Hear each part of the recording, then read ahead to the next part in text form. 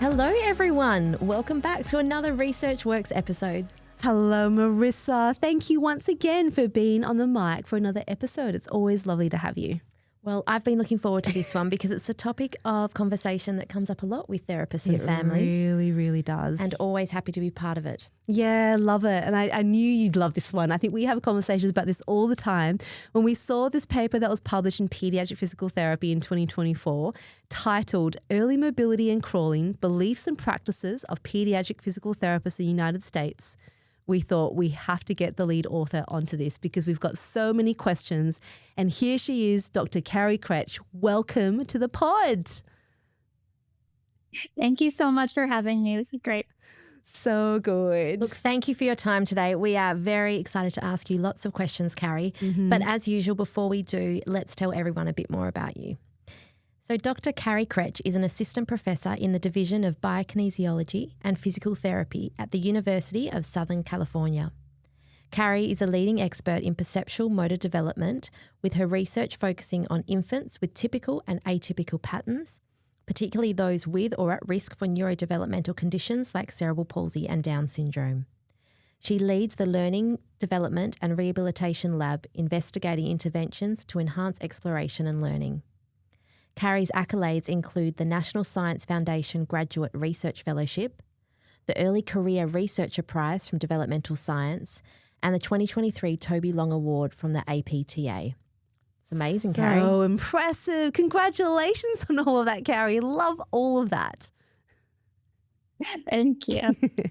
Now, before we begin delving into your wonderful article, we have our standard icebreaker question. And today the question is, what is a skill you would like to learn if time and money were no object?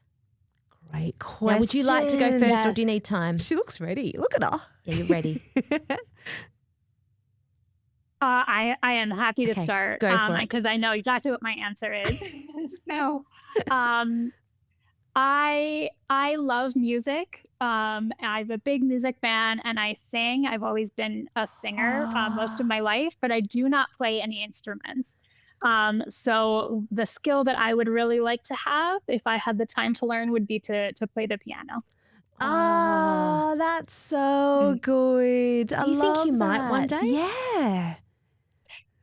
My family got a piano a couple of years ago as a group, as a family present, and my son started taking piano lessons, and I started trying to teach myself, and it requires a lot of outside time, and the lab keeps me pretty busy. So, maybe in my retirement or maybe on my sabbatical, maybe I'll take a sabbatical sometime. I love the idea of a sabbatical, actually. I hear more and more people talk about that. And I think it's one thing to plan. And if you have something like that to do, that'd be wonderful to come back with a new skill like that. I love that. I didn't actually think about music and instruments, but now mine could potentially change. Dana, what's yours? Okay, so mine, look, I do play the piano and I've learnt all my life, and it's one of those things that I would highly encourage you, Kari, if you get the chance to have the time to do it. There's something really beautiful about just sitting down and playing and singing along to yourself as well. So it's so much fun. But what I would love to be able to do, and I know a lot of people already do it, but it takes a lot of time and money, is I'd like to be able to travel around the world and take beautiful videos of different landscapes and cultures and just create this beautiful epic film that I would just probably pop on YouTube and have great music behind it and compose my own music behind it. I love music, but I don't have enough time to write anymore, and just to put this beautiful music behind it and orchestral, and that would be really, really cool. Because I love the idea of taking shots, and every time I do try to take some, we've got some nice cameras here for the podcast, and whenever I try to help Ed, he's like, take some video of this, and I did, and he's like, I can't use any of it. It was so unstable, the framing was all off, and I'm like, but I felt really cool because I was bending over doing these things and doing all these moves, and it doesn't come out right. But I'd love to spend the time being able to do that. It's just another creative outlet. I could see you doing that one day. One day. On my sabbatical, I'm taking a page out of your book there. That sounds really cool. And I will play some of the background music for your project. I love that. I love that. Team effort already.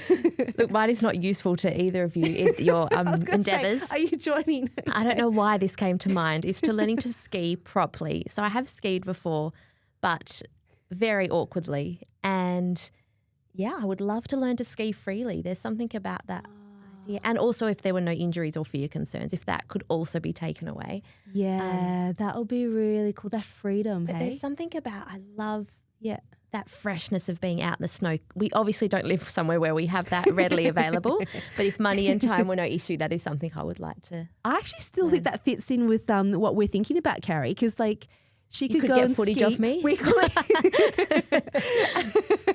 And then, you might have some like fun music at the beginning as you're learning, and it gets more serious, when you go down these massive slopes, and we could definitely create something cool from that. Okay. See? Yeah, and some champion music once you get to the bottom of the slope or something. Yes, that's right. Can you imagine me on the magic carpet learning to ski with this like intensive composed music in the background? Oh, well, I like it all. I like it all very much. And I like that you did a question about skills, because that's exactly what we're going to be talking about today. So let's get into it. Let me give you all a bit of a rundown about what this paper is about. So evidence suggests that independent mobility is an important facilitator of development across multiple domains. However, evidence is less clear regarding benefits of the specific skill of crawling on hands and knees. This study reports the results from a national survey of pediatric physical therapists, where therapists were asked to report their beliefs about crawling, preferred approaches for managing crawling in clinical practice, and their opinions on the 2022 update that eliminated crawling from the Centers of Disease Control and Prevention, the CDC, developmental milestone checklist. And most pediatric physical therapists strongly value crawling and believe that crawling is important for a variety of developmental outcomes. And these beliefs are linked with clinical approaches that include training crawling and discouraging other forms of locomotion, and with disagreement with the CDC update. So these results suggest that perspectives of pediatric therapists may be at odds with the currently limited research evidence regarding the benefits of crawling. So much to unpack. So much to unpack. Cannot wait. Kari, we will start with a bit of background. So this paper discusses motor milestones as key markers of infant development. And can you talk us through what we currently know about how early mobility, like crawling, fits into the broader picture of typical infant development? Yeah. So infants are very motivated to move, and they move in a lot of different ways. And they get to this goal of independent mobility through a lot of different routes over development. So some babies will first kind of inch on their belly. There's different varieties of that. There's the army crawl. There's the inchworm. And then maybe after that, they'll graduate to crawling on their hands and knees, and then they will start cruising upright with support, and then they'll walk independently. But not all babies do all of those steps. So some of them, a lot of babies never belly crawl. They go right to crawling on their hands and knees. Some never crawl at all, but they do find other ways to get around, like scooting on their bottoms or rolling or crawling on their hands and feet sometimes. Some infants don't have any form of floor mobility, and they go straight to cruising and walking. So really variability is kind of the rule. And not only the types and the forms of mobility are variable, but kind of the sequence and the timing that these things show up when the onset of different mobility types happens during development is really variable. And one other point that I'll make is there's also cross-cultural differences in this. So in some cultures where there's a lot of emphasis on walking and being upright, a lot fewer babies crawl because they spend a lot more time practicing walking type movements. Or in some cultures where there are beliefs about babies not being on the dirty floors, babies are less likely to crawl. So I think overall what we know is variability in every form. That's such a great perspective. I just want to jump in there for a second because I know a very influential physical therapist in my world who's trained me, and he's from Hong Kong. And he would always say, look, in Hong Kong, the apartments are so small that most babies don't have a chance to crawl. There's not enough room on the floor. So they have no choice but to be on their feet very early on. And so they're cruising and that they want to move anyway. And the way that they sort of crawl is climbing up onto furniture because they can actually, do that kind of locomotion. But you're so right.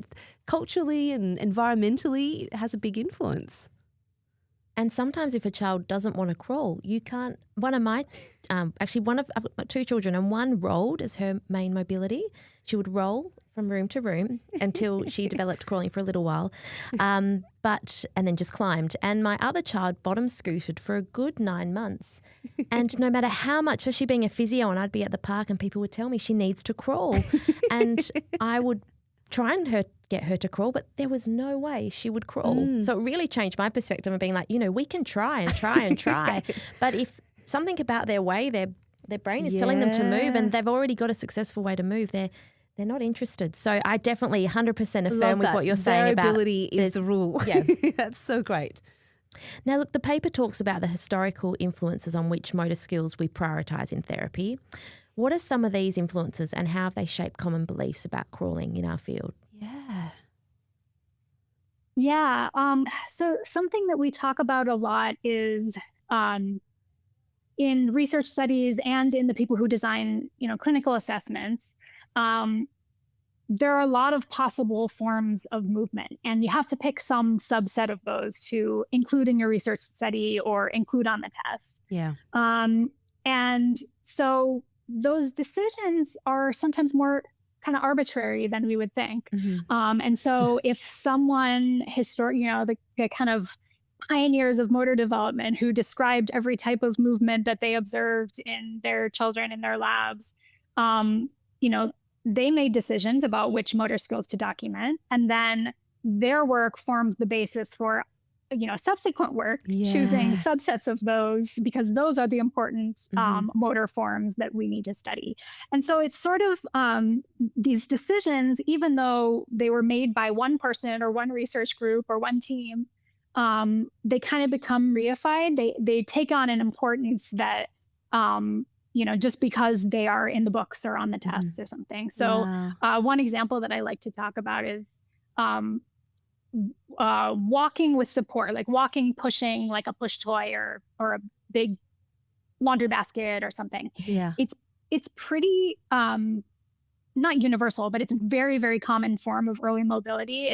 It's qualitatively different from cruising or walking unsupported, but I don't think I've ever seen it really on a motor assessment. It's not something that we think of as, one of the important motor milestones on the route to walking. But why? There's no reason necessarily that one form would be included and that one wouldn't. So I think that it's important to examine why certain things are chosen and why some are not. That's such an interesting point. You're so right. Like there's so many things we just learn and we take for granted and take as truth. And it just carries on for generations. I even remember there was always this thing about using AFOs, ankle foot orthoses. It should be used for 6 to 8 hours in a day. And I remember it took me about 15 years to finally come to the point to go, who said that? Why? And we couldn't find the source. And there was this one line in this textbook that said, we would ideally use it for 6 to 8 hours in a day. And I'm like, that hasn't actually been tested, hasn't come from anywhere, but it's just been passed down and we've taken it in truth until you ask the question. I suppose on that then, Kari, is obviously when the CDC decided to make a change to this, there would have been reasons for that. But I suppose, can you give us some background about what the CDC's role was in the first place in terms of defining the milestone checklist? Yeah, so the CDC has a program called Learn the Signs, Act Early. It's been around in some form or another since the 1990s, I think. And this is a developmental surveillance tool. So it's not an assessment or a validated screening tool. It's surveillance. It's meant to educate parents and encourage parents to look for developmental milestones in their children. It's never, so before this update in 2022, it had been sort of like you've been talking about, it had been based on expert opinion. The lists of milestones that were included in the lists, which milestones were included in the lists, and where, at which age those milestones were placed. It was not based on anything that could be cited. So there was this big, and there were other issues with it. A lot of language was unclear, et cetera. So there was a big kind of overhaul of it in 2022. And there was a lot of discussion after this happened. And one of the big things that we've heard that people were talking about the most was that crawling had previously been a milestone listed on one of the checklists, and they had removed that. So the reasons that they removed it actually make quite a lot of sense. So remember, the point of this program, the point of this list is to have milestones that are really easy for parents to observe and understand, and check off when their child does them. Right. And the other focus of this update was that they wanted the milestones to be based on evidence. So as I think we'll probably get into a little more, there's not a ton of evidence, normative evidence documenting when crawling happens, when we should expect crawling to happen. Lots of different studies use different definitions of crawling, so it's sort of hard to synthesize over all of those. And like I mentioned, there's a lot of variability. So for a parent looking at the list and seeing their kid inchworming across the floor, like, does that count? Do I count that as crawling? Do I wait until they're doing something else? Yeah. If my kid's scooting on their bottom, does that count? So it really did make a lot of sense to remove it as a surveillance milestone. Doesn't mean that it was removed from screening, screening tools or developmental assessments. Okay. It was just moved removed as a surveillance marker. But people are very attached. Therapists are very attached to the milestone of crawling, and so a lot of people were very concerned about this choice. And there was a lot of discussion on social media. There was the APTA had a town hall to discuss the changes, and there were a lot of people attending and commenting. Wow. There was a lot of debate, and there was a lot of strong opinions. And so that led us to want to kind of more formally document therapists' opinions about this. And that's what led us to do the study. Wow. I didn't quite realize the breadth of it. Like I had seen some debate online and people talking about it, but I didn't realize, I guess, how far it went in terms of the deep concerns with regards to that. So I suppose my question was going to be, what was your motivation for this study? But to put it all really neatly, it sounds like you did quite a really great job with that there. Were there any sort of other main aims or secondary objectives that you wanted to achieve from this study as well? I think one thing that this study allowed us to do was so we had some idea of what therapists' opinions about crawling were, because we had observed these debates happening in public forums and social media and stuff.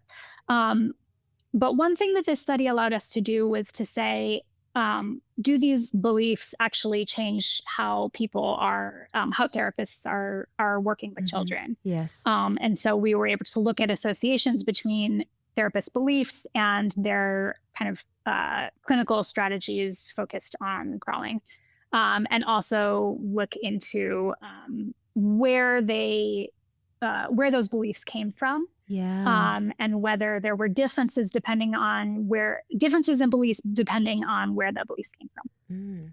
So interesting. So now you had your real clear motivation, and I think it's great to pull it together more objectively. Yeah. And can you walk us through how you went about this in your study design? Sure. Our study design was a therapist survey. So we had a survey that was distributed online, and asked therapists questions about their beliefs about crawling and its impact on development, including their beliefs about crawling's impact more broadly and about specific things that they could endorse as being related to crawling, other specific parts of development. Like I said, their strategies for dealing with crawling in clinical practice, their opinions on the change in the CDC milestones, Yep. And then some information on where they, what sources of information informed their beliefs. Right. Very thorough breadth of questions. You've kind of covered like, the rationale, how it implicates things. I love what do they do in their that. practice, I think, yeah. And you're so right. It comes down to some core beliefs, like we hold them so passionately. And when you see in very passionate debate, the question is why, especially when there's not a huge amount of evidence around it, which we want to get into soon. So how many therapists were recruited? And this was just in the United States as well, wasn't it? Just to clarify. This is just in the United States, and that's been something that we've been interested in, potentially expanding in the future to see if there are international cross-cultural differences in how therapists think about these things. We had about 400 something responses. That's pretty fantastic. Something like that. And so we distributed the survey on those same social media sites where people had been talking about crawling. Yep. We sent it via listservs, national listservs, and listservs in particular states. Yep. So we really aim to get as broad and as representative a sample of therapists as we could. Sure. And how do you feel that representation was with your with the therapists that were recruited? Did you get an idea of where they worked and what setting they worked in as well? Yes, we did. We asked them to report their experience, so how many years they had been a pediatric physical therapist, and we got a range from 0 years, so like this is my first year as a PT, to 50 years. Wow. Probably close to retirement. Yeah. And then we had people coming from 40 states. Right. And we had folks from a variety of clinical settings, so outpatient, early intervention, school, and some people who did a mix of those. Oh, okay. So it could be, therapists working in sort of monitoring for typical development as well as in disability. Like, do you feel like it represented all of that? Oh, fantastic. Right. Well, now we'll come to the results, which is very exciting. And you presented it so beautifully in the paper. It's beautiful. The visuals are amazing. Thank you for the visuals. Oh, thank you. Those were fun to make. Yeah. So we'll step through it, I think, go through each step because there are lots of key kind of points to chat through. So we'll go through one of the first ones, which what did you find are the main beliefs about mobility and crawling? The beliefs that were reported in the so we found that, one question that we asked was, do you think, let's see, how do we word it? So they had to rate all of the questions were Likert scale from strongly agree to strongly disagree. So they were, I guess, statements. So one statement was independent mobility is important for development. Yeah. Which we were pretty sure that all therapists would agree that was true. And that was the case. I think we had 99% of therapists agree with that. Great. But then we asked the more specific question, the more specific statement, crawling on hands and knees is important for development. And we also had over 90% of therapists either agree or strongly agree with that statement. Wow. We also asked questions about whether crawling on hands and knees was necessary and whether skipping crawling or doing some atypical version of crawling has lasting effects on development. And both, so the one about being a necessary precursor was slightly less than half, but the one about skipping crawling or doing an atypical type of crawling having lasting effects, there was a majority of therapists who agreed with that statement. Wow. I think that was maybe the most. So I kind of had expected that most therapists would say that crawling on hands and knees is important. But it was maybe a little surprising that a majority of therapists thought that there would be lasting effects from skipping it. And is that for typically developing children, or is it just across the board for children? We did with not disability? specify, so they could have, they could have interpreted it how they like. The question was, if a child skips crawling or crawls in a manner different from hands and knees crawling, this has lasting effects on their development. Wow. Okay. So those are really interesting results. I agree. Like, that's probably a little bit surprising for me as well.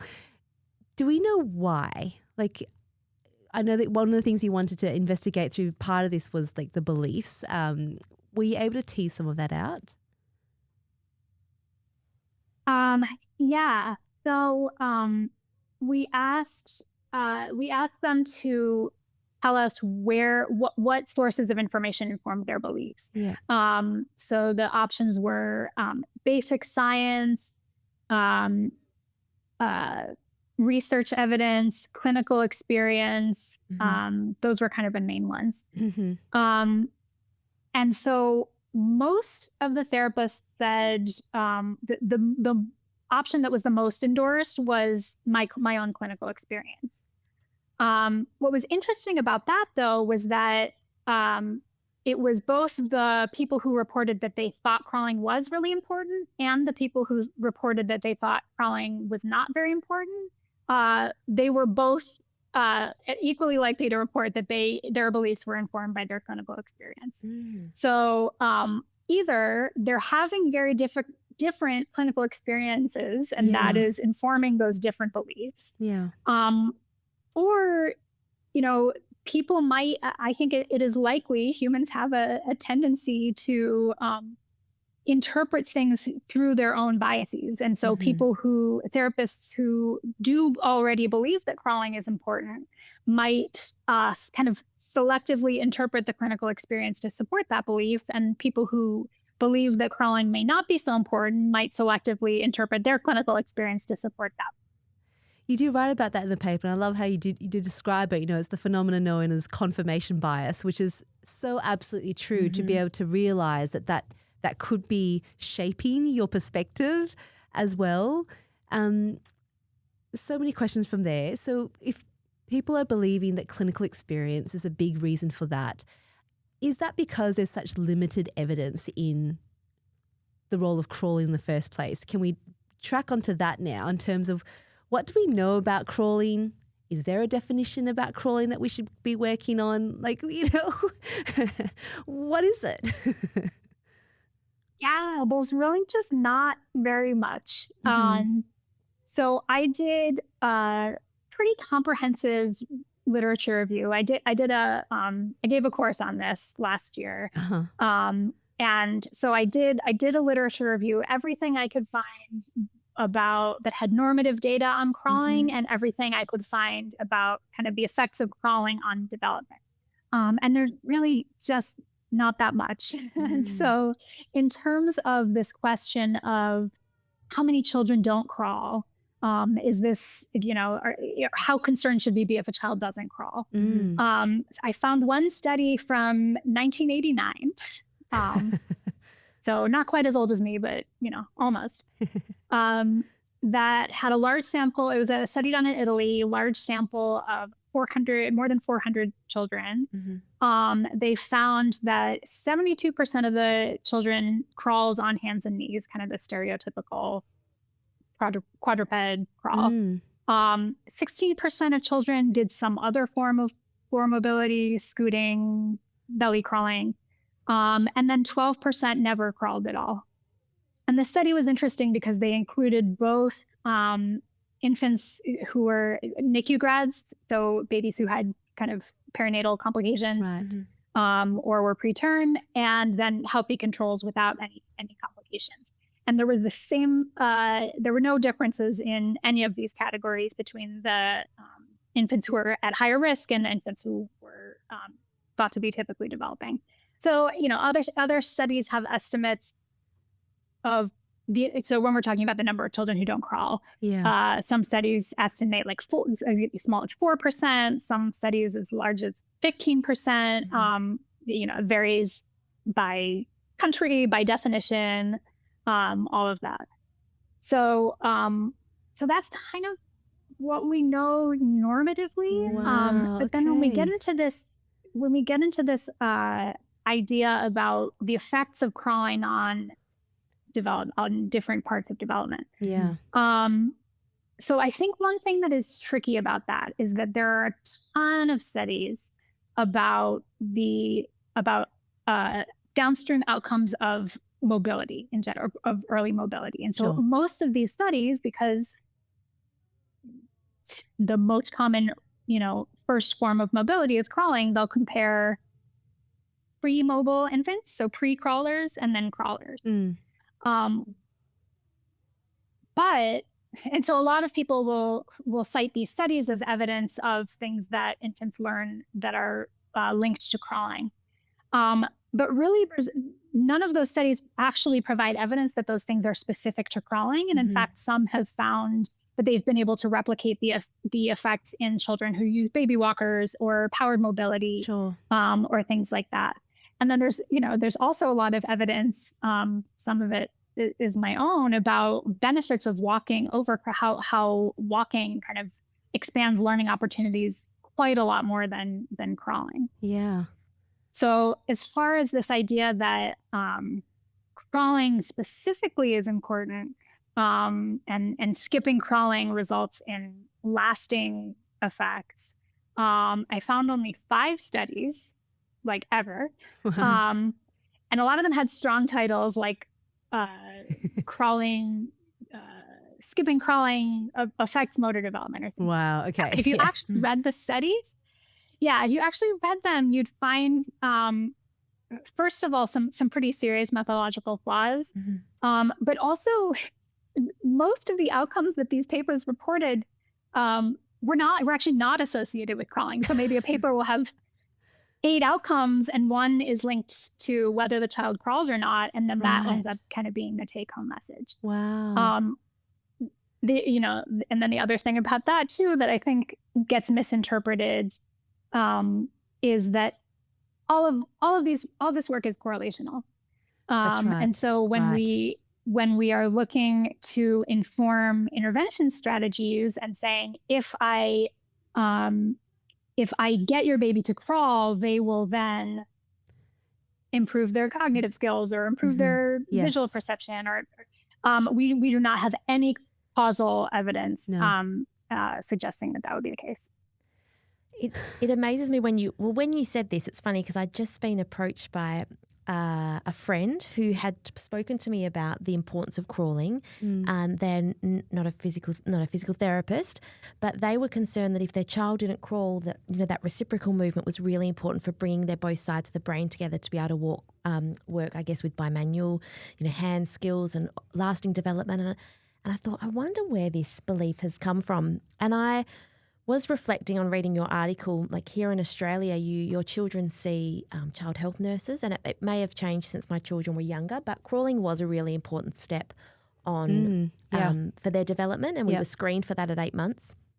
And if your child didn't crawl at 8 months, you were then sometimes referred for intervention.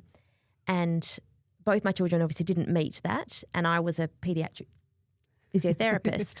And so there's very strong beliefs that are in the community, like you from your survey, it's shown this amongst physios, but also I think it's then, supported by what the community feels as well. Yeah. And then not raising concern for, I guess, first-time parents, and then also how it impacts when children have a neurodisability and how this impacts where we tailor our intervention. So, Kari, on all of that then, as you've presented some of that evidence and a lot of the beliefs are really held from, own clinical experience, I saw that there was another point in your paper that talked about if a child didn't crawl but then they started walking, would you go back to go onto crawling again? Can you talk us through that one? Because I found that intriguing. Yeah, I thought these were probably the most striking and important findings that we had. So we gave the therapist, and there was the survey respondents, 2 different clinical scenarios. So one was working with a child who uses a different a method of floor mobility other than hands and knees crawling. So something like scooting, belly crawling, rolling. Yeah. And the other one was a child who is already walking but skipped crawling. And so we asked what they would do. So for the child who is doing a different form of floor mobility, we asked them to rate their agreement with 2 statements. 1, I typically discourage the alternative method, and 2, I typically try to train them to crawl on their hands and knees. So trying to train them to crawl on their hands and knees was pretty universal. I think it was 80% or something of therapists said that if the child wasn't crawling on their hands and knees, they would try to train them to crawl on their hands and knees. So that was common. What was a little more striking was whether they would discourage them from doing their own method of mobility, and about half of therapists said that they would do that. And so I think this is what concerns me the most, is if a child is independently mobile, they've found a way to get around, to explore, to move their body, to participate in their, in their play. And the idea that the therapist would discourage that form of movement to get a different form, I think was a little surprising. And then for the child who was the scenario where the child was walking but skipped crawling, it was less than half, but I think still a considerable, maybe a third, said that they would try to train the child to crawl on hands and knees, even though they were already walking. And where do you think this stems from in terms of why? Because you just, like you said, you went through the evidence and there isn't anything that shows a causal relationship. But why do you feel like there's such a deep belief that is the case, that we need to go back into crawling, and there's so much emphasis on why crawling is important? Yeah, I mean, we did find that these clinical strategies were, so what they reported about what they would do in these situations was correlated with their beliefs. So if they were more likely to say that crawling on hands and knees is necessary, a necessary precursor to walking, they were more likely to say that they would train crawling in both situations and discourage alternative methods of mobility. I think, so I don't know exactly why these beliefs persist, but I think because there is not a lot of research evidence, what therapists have to go on is what they've seen and the patterns that they have observed, which as we've discussed are filtered through kind of their own biases. So another thing that was pretty commonly reported as an information source was basic science principles. So what we know about anatomy, neuroscience, exercise, all of the basic sciences that we know, those are the things that need to fill the gaps when there is not good research evidence, or when we when the research evidence is misinterpreted in the ways that we pass these messages down, from therapist to therapist and, instructor to student. So, and I think it's, like we said, it's sort of self-reinforcing. So if you believe something to be the case, you will interpret the evidence that you see with your own eyes through that lens, and then that will reinforce the belief, and that will make it more likely that you'll interpret the evidence through that lens. And so, so it's really hard to change these things. I get that. And look, just a few weeks ago, we released an episode about dynamic movement intervention and quevosmetic exercises, and we're talking about the evidence for it. And we're talking a whole lot about, what you see on social media and what you might believe is important doesn't necessarily equate to evidence. And one of the biggest things that we spoke about as well is the fact that there is a difference in understanding the foundational motor learning principles. Like, it does matter, because if we're talking about things that we believe from many decades now, the motor learning theories back then were very hierarchical, reflexive, and some of the stuff you see on social media is crawling and the different reflexes and the head turning and the vestibular, and they talk a lot about that, but that's very hierarchical, reflexive, whereas modern neurorehabilitation and motor learning is really based on dynamic systems and the experience that you get from the view of mobility being a human right. So the two are very different, and I think this is where you see a bit of a clash in thought processes. What do you have to say to that, Kari? What do you think about that? Yeah. So another thing that was really surprising that we found. So we thought that would be exactly the case, and that there would be sort of a shift over time, kind of a generational shift where more experienced therapists who are trained sort of in that more neuromaturational perspective would be more likely to place a higher importance on crawling, and that less experienced therapists who might have been trained in some of these more functional and dynamic approaches would be less likely to say that crawling is super important. What we actually found was a small effect in the opposite direction. So we actually found that the group of therapists who said that crawling on hands and knees is not necessarily necessary, or that it's not going to have lasting effects, and we're a little bit more flexible in that thinking, actually were the more experienced therapists, by only a little bit, but it was not in the direction that we expected. So I think these, regardless of the overall theoretical perspectives that are shaping research and maybe some of the classroom teaching, it's not quite getting to the clinics. Wow, isn't that interesting? That's very, and maybe it's because of the breadth of what they've seen over time, and obviously they've seen a big shift in interventions as well. Earlier on it was more, therapist facilitated movement. We had NDT and other methods, and we've definitely obviously changed in terms of where the evidence is leading us into therapy. And I guess that kind of, it's interesting how those more experienced therapists also seem to, in terms of their understanding of the importance of those milestones and looking at crawling. Yeah. Kari, what do you think then in terms of what we can be recommending for, the clinicians who are listening to this episode, in terms of what we would want to recommend to families? A lot of us will work with children with neurodisabilities like cerebral palsy or Down syndrome, and, how much focus should there be on crawling in their interventions? What would you say to that based on what you found in this? Yeah, so from my perspective, and this is going a little bit beyond, this paper, what we found in this paper, because this paper, was really documenting the beliefs and perspectives of the therapeutic community, the therapy community.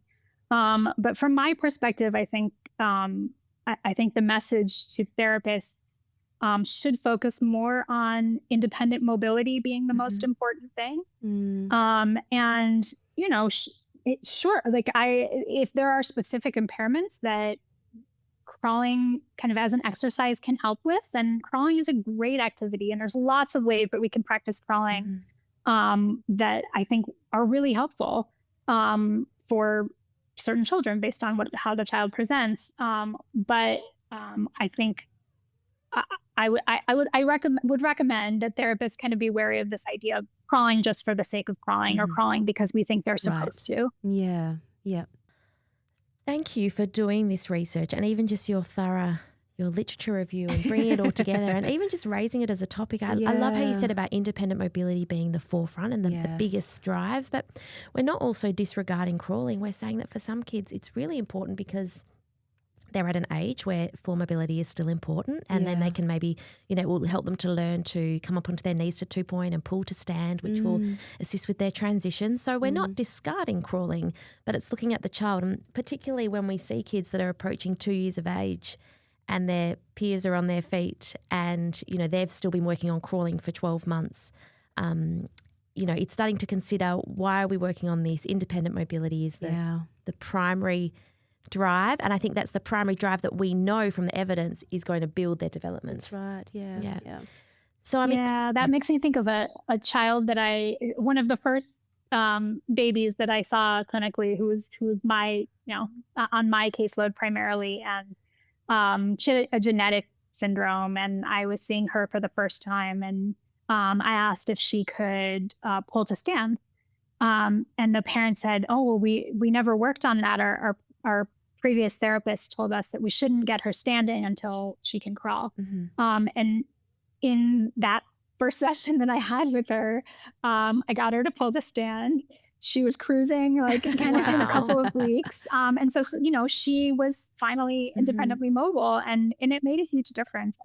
Yeah, it's so, and the sense of like achievement and independence that they gain from that. I mean, they really do love it, and I think it's so valuable. And I think we can all think of different stories of our practice and where independent mobility just really brings joy and everything starts from there, doesn't it? You know, in terms of their engagement and their communication, it's beautiful to see. Yeah. No, so Kari, I'm sure like any researcher, you have something else planned, and I would love to know where to from here for you and your team.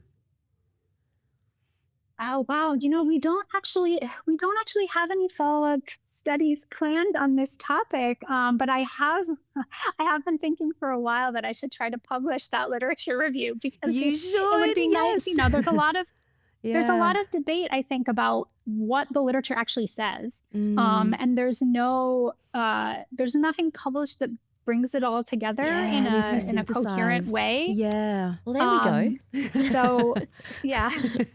Yes, please. So at some point, I hope I've done a lot of the legwork. So hopefully we can start working on that. No, that'd be fantastic. Well, thank you so much for walking us through what you did in this paper. So thought-provoking, and it really does, you know, bring forth this idea of our confirmation biases as well, but also the value of independent mobility, which I absolutely adore. So look, before we finish up and say goodbye officially, let's head to our final segment, which everyone loves, which is Tell It to Ed. Ed, as you know, is our producer. He doesn't have a background in child health, but he has been listening, and he loves listening to these conversations. I think he's like learning so much now. I mean, he pretty much has, I would say, nearly a bachelor's now, I'd say. So, Kari, for Ed, can you summarize this area of work in about 60 seconds or so? And Ed, you'll have turn for one question. Go for it, Kari. All right, I'll give it a try. So our study looked at what pediatric physical therapists in the United States think about crawling, and how those beliefs relate to how they work with babies. We found that almost all of the PTs that we surveyed were pretty convinced that the traditional form of hands and knees crawling is very important for a baby's development, and that it affects a variety of other outcomes, from better coordination to improved cognitive skills. We also found that those beliefs seem to directly influence how they work with babies. So they often focus their efforts on getting babies to crawl and might steer a child away from other forms of mobility, like scooting on their bottoms. And these beliefs also might explain why most of them were unhappy that the CDC recently took crawling off the list of their official developmental milestones. The problem here is that there's not really good evidence to support these beliefs. The therapists in the study said that their beliefs were informed by their clinical experience mostly, but this was true whether they thought crawling was important or thought crawling was not important. We don't really have good evidence that crawling is any better for a baby than other forms of movement. So we think that it's important for researchers and clinicians to work together to kind of provide the best evidence-based and clinically informed care for babies. That's great. Thank you so much for that, Kari. All right, over to you, Ed. Have you got a question? Look, I did have lots of questions. I know. I could feel that we were Kari, asking all the questions. just to give you a little bit of clarity on this, often I'm taking notes throughout the episode and writing down potential questions I can ask, and they often get covered off. But I think the three of you did an amazing job to talk through this conversation. So I guess my question is probably going to be a little bit more broad. And I think coming through 250 odd episodes of the pod, I think I've started to realise that obviously there is a bit of a gap between where the research is and where the clinical world is. And I'm really curious about that because researchers, from my experience, seem to come off as a bit more adaptable, a bit more willing to be challenged. And I guess that's because of the peer review process. Yes. And then you have clinicians who, as a general rule of thumb, seem to hold on to interventions quite strongly. And I think some of that, if they don't have a research background, they can see the research that might point in a different direction as challenging their professionalism or as a personal attack. And I'm just wondering how the two groups really kind of come together. Like, are there more broader systemic factors? Like, is it training gaps, or the time application or constraints in real life practice, or are just anecdotal stories just so powerful? So I'm just wondering what your take on this is.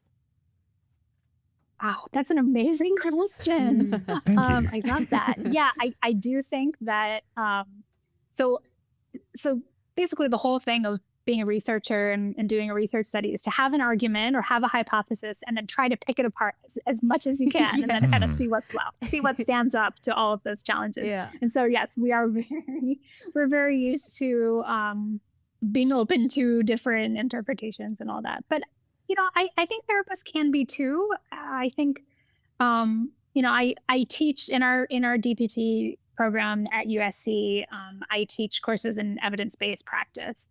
And so we spend a lot of time talking about how evidence-based practice means combining the research evidence, clinical expertise, and the patient perspective. Yeah. And researchers are going to be better at understanding and interpreting and appraising the research evidence. And clinicians are probably going to be better at the patient perspective and maybe better at the clinical expertise and maybe better at the patient perspective too. So I think one of the biggest issues is that there aren't enough opportunities for the two groups to interact and talk with each other and have conversations about difficult topics. And it really goes both ways. I don't see it as a problem where researchers need to find out the information and then give it to clinicians and make sure that they know what we're saying. But we need to listen to their priorities and their challenges and see if we can use our research skills and resources to investigate those topics too. So I encourage, it can be little things. When I was a clinician, I organized a journal club in my clinic, and I was fortunate that at the time the clinic director gave us an hour a month to do that. Yeah. But there could be less formal ways, and time is always a challenge. Researchers are really busy, clinicians are really busy, but it should be a priority if we can make it one. Yeah, that's so important. Oh, Ed. I actually have like a really quick follow-up question to that. So I know I've sat through quite a lot of episodes where we do talk about the concept of evidence-based practice, and you've brought up the research side, the best, I guess, available evidence, the clinical experience, and then the perspective from the client or the patient. It's a three-pronged approach, and I'm struggling a little bit from looking from the outside whether the three prongs are equally weighted. Because I have a feeling that if we're looking at this kind of a divide, that maybe the clinical side can overemphasize that perspective that might be based on anecdotes, and yet the research is from obviously the results of your survey, not quite as embraced quite as wholeheartedly. Oh, is it a wobbly three-legged stool or is it a level three-legged stool? Yeah, I know this is a touchy subject. So I imagine that you could offend all three or one of the three or two of the three. But you can ask the questions as an IT guy. Yeah. Kari, what are your thoughts? In my mind, I'm expecting the science to be like the thickest of the three legs. Okay, yeah. Yeah, I think the thing that science is really good at is, not that it's perfect at doing this, but it is getting around biases, trying to find answers in an unbiased way. That's kind of the goal of science. So true. And so that's I think what the science part has to contribute, and I think that's where it has an advantage over the other legs of the stool. Yeah. But it's only going to get you so far, because at the end of the day, you're a clinician working with another human being. And so in terms of what you do with the patient in front of you, probably the clinical expertise and the patient perspective are the priorities. So it's always a balance depending on the situation and depending on the question. I think the difficulties, like the real problems, come when there is clear evidence that is not being applied correctly. So we have an answer that the science is pretty clear that we know is true. Yeah. And then there are people saying that their clinical expertise overrides that. I don't think this is necessarily that. I mean, there are some things that are clear in the evidence. I think the clearest thing we have from the evidence is that independent mobility is a very important goal. And so, approaches where we try to take away children's independent mobility, that would concern me more. But in terms of, in general, which of these legs of the stool is more important, it really, there's not always one answer. And I'm saying this as a researcher who was a researcher before I became a clinician. So I actually did my PhD before I went to physical therapy school. Wow. And I thought I was going to go to PT school and learn about all the evidence and I'd be good to go. And I'd walk in a clinic and know exactly what to do. And everybody listening to this podcast is probably thinking, how incredibly foolish I was at that time. And I totally agree. No, I love that. I love doing things in different orders. That's so great. That's so good. Kari, we just love chatting with you, and just this is a kind of paper that is thought-provoking and brings discussion. And, when they're done in this kind of format where, we're respecting everyone's opinions and perspectives and experience and research and looking at the empirical data as well, they're always such rich conversations. So thank you for your contribution to that. We've absolutely adored it. To all of our listeners, we're going to put a link for this paper on our on ResearchWorks.net. And remember to go there to fill out a CPD form there as well if you want to keep this as part of your record for your PD requirements. And we also have the ResearchWorks.academy, which is a whole bunch of tools of the evidence resources for you, all for free for you to use to help your practice to be more evidence-based. So please make sure you use those resources and read the paper. It's very, very cool to read. But congratulations on all this work, Kari, and thank you so very much. Yeah, thank you, Kari. Definitely something to take with us in terms of discussions with families. And yes. Appreciate your work. Thank you so much. This is such a fun conversation. Oh, it's so good. And to all of our listeners, we hope you enjoyed that too. We'll talk to you all again really soon. Bye, everyone. Bye.